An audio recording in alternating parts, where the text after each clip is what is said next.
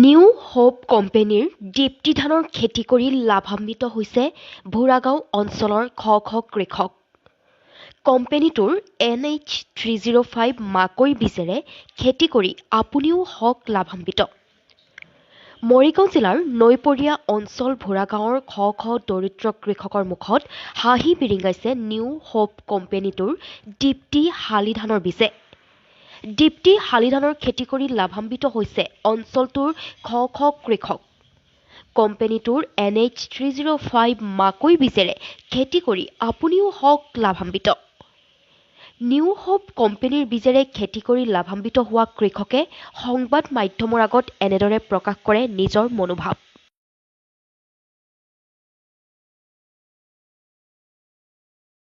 আমি এইটোৱে বাৰ্তা দিম যে আমাৰ new hope seed India private limited কোম্পানীৰ দীপ্তি ৰিচাৰ্জ যেটো ধান এইটো আপোনালোকে এতিয়া দেখাই পাইছে। আমি যেটো প্লটত আছোঁ দীপ্তি ৰিচাৰ্জ ধান কৰি বহুত ভাল পাইছে।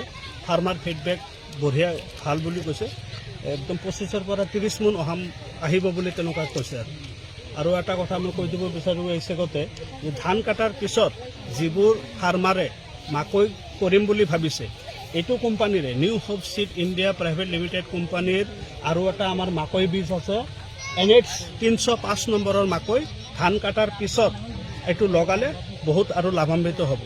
যিটো ইয়াৰ কালাৰটো ভাল কমলা ৰঙৰ কালাৰ। ইয়াৰ যিটো ভিতৰৰ মূলা বুলি কয় কিছুমানে ঘৰুৱা ভাষাত চেং, সেইটো একদম মানে আপোনাৰ কমলা ৰঙৰ কালাৰ হয় আৰু ওজনো ভাল হয়। এই আপোনাৰ ধৰক ভালকৈ কৰিব পাৰিলে 18 পৰা 20 কুইণ্টেললৈকে আহে। এতিয়া কৃষকে লৈছে ভাল ফলাফল পাইছে। যোৱা বছৰ বিক্ৰী কৰিছোঁ, এইটো বছৰো নিচে ইয়াত 12 পেকেট না 13 পেকেট কৰিছে। এইটো গৃহস্থ এক বস্তা মাকৈ ভি ৰাখি দিছে, কিনি পিছত কৰিব 305 ৰোৱা কাটি। ভাল কালাৰ, মূলাটো মিহি একবাৰে ভাল হৈছে।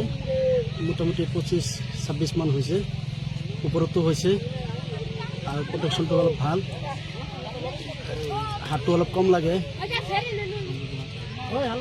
আৰু দামটো কটনটো কম।